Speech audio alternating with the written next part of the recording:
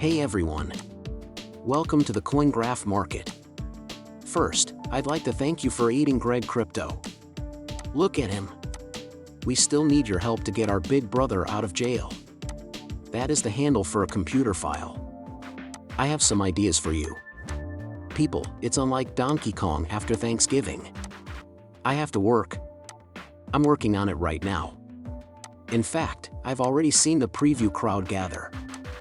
The digital asset owner doesn't like to wait, and I'm not going away quietly, so don't be surprised if you see me and others soon on Twitter or in some other way calling them out.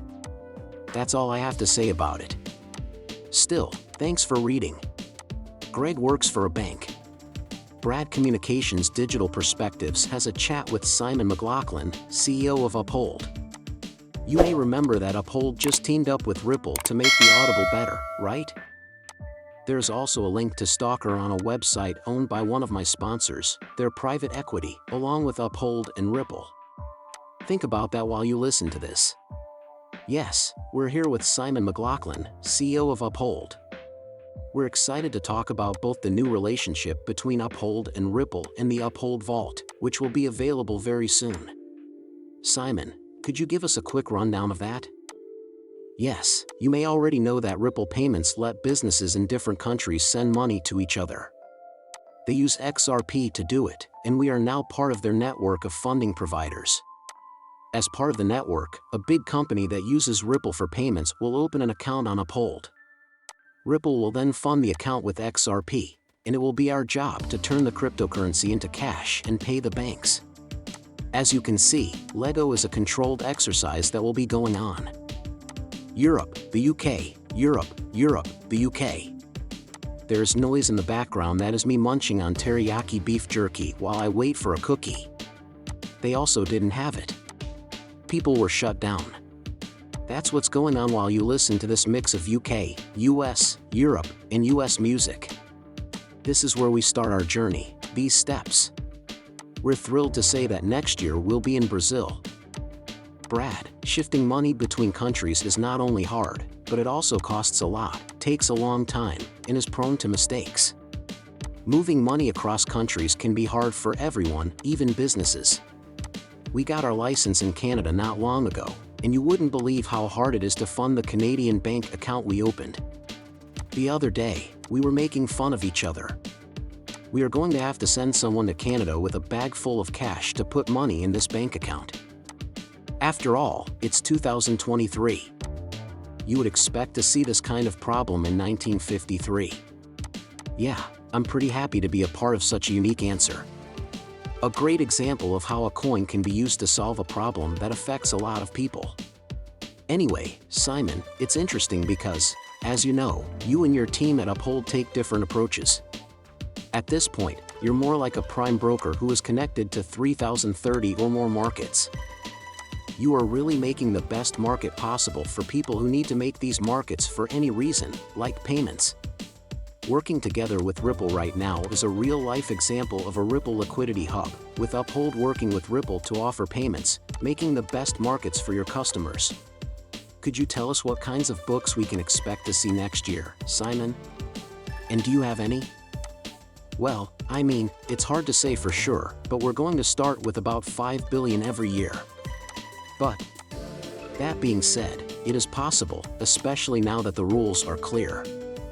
You already know that the amounts can be much bigger in some parts of the world, which is a big problem.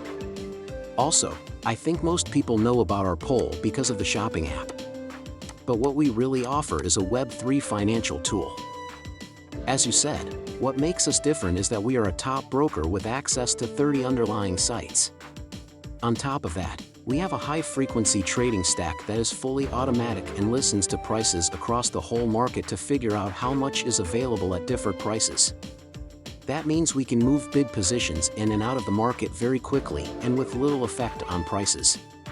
For example, Ripple is one of many companies that use us to make it easier for crypto payments to be made. In fact, that's the exact direction we want to take the business because it fits with the real use case of cryptocurrency and solves a big problem. It also makes the best use of our liquidity stack by moving huge amounts of money with little effect on prices. We're really excited about it.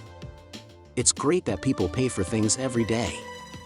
Because of this, it keeps happening. And, it's a reliable way to make money. To answer your question about use case utility, I hope that one day that will become the real price driver for assets in this market that do serve a utility, like Ripple, the company, or Xrp, the digital asset for payments. As a shareholder in Uphold, I'm very excited about this idea of building the ability to serve payments on the back end. In other words, you're not riding the up and down speculative wave of the market. I think that the deeper part of the Uphold's market will grow to serve the payment side of the market. Xrp is the digital asset used for a cross-border payment settlement. This is very exciting for everyone involved, including you and Ripple. He did a good job. There will be only one record and private-public partnerships from now on, says the big man. The idea of a single ledger has a lot of promise in this way. A unified ledger is a type of digital infrastructure that can connect the money system to other databases of real and financial claims. It does this by using a standard computer environment. It has to be a public-private partnership with clear roles for everyone. What about Andre? The central bank has charged him, and I'm not going to play the rest of that guy because he creeps me out. I'd like to play some of this, but I'm not going to play the whole thing. But this is a funny boss talking about how Bitcoin is changing the world. What made you think that Xrp would change the game if he knew about it? I also want to work in this field and put money into companies in this field. How does Bitcoin change people's lives? Okay, I'll give you a little more of my academic background. Writing long history papers or investment memos teaches you how to understand footnotes in history. He was almost 18 years old, which means I was 2. I told myself that the market had dropped by 90% since its high point in 2017. I thought to myself, okay, it's now cheap. I also look at the charts, don't put prices on them, and understand how markets work. So I decided, okay, I'll lock myself in my Greenwich office. I'm not giving up without a fight this time. It took me 6 months to read and listen to podcasts every day for 8 hours. Again, there was a lot more of an academic intellectual framework in the field in 2019 than there was in 2014. Antonopoulos and a few other people like him were the only ones who really explained things in 14.